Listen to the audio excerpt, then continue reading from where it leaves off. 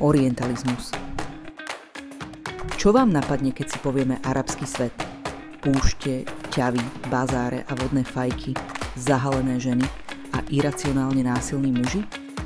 A čo si predstavíte, keď počujete slovo Afrika? Chudobu, safari, hlinené chalúbky, bosé a hladné deti? Vitajte v ríši orientalizmu. Ide o spôsob videnia a interpretácie sveta, ktorý je nám vzdialený. Spôsob, ktorý formuje náš pohľad na to, čo je exotické a iné.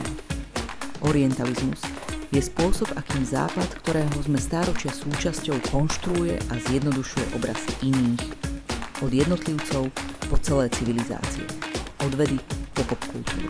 Pojem sa stal známy vďaka palestínsko-americkému akademikovi Edwardovi Saidovi.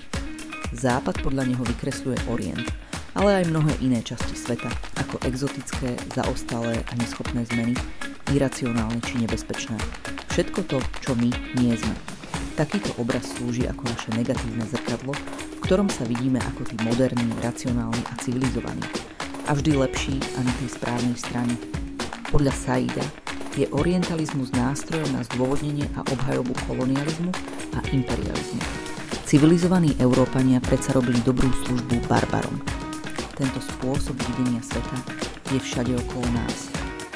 Napríklad filmy zobrazujú Blízky východ ako púštnu krajinu, zahalenú v žltom filtri, plnú nebezpečenstva a násilných ľudí. Afrika je v médiách buď miestom prírodných krás a divokých zvierat, alebo chudoby a konfliktov. A Južná Amerika? Samba, čača, drogoví baróni a amazonské pralesy plné záhad a liekov na všetko. V našej časti Európy však máme aj vlastnú verziu, hraničný orientalizmus.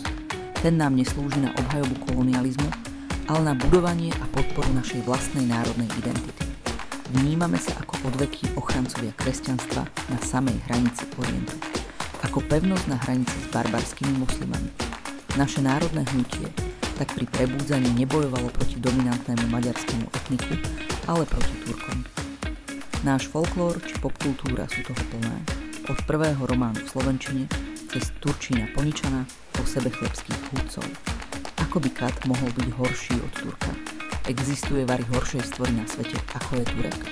Poskytovalo nám to pohodlný príbeh a legitimitu. My sme tí dobrí, európski, civilizovaní. Patríme k vám, nie k tým barbarom a sme užitoční. Orientalizmus prežíva aj dnes. Keď médiá hovoria o nepokojoch v arabskom svete, nieraz sa automaticky spomínajú náboženské konflikty, ako by tam ľudia nemohli mať napríklad národnostné či územné dôvody, teda také, ktoré dobre poznáme aj my. A čo vy? Spomeniete si na podobné videnie sveta prezentované médiami? Alebo vami samotnými? Prekonať to neznamená prestať vidieť rozdiely, ale vnímať ich bez nadradenosti a predsudkov. Znamená to pochopiť, že naše predstavy o tých druhých či iných sú často skôr projekciou našich vlastných strachov, predstava záujmov, než obrazom skutočnosti.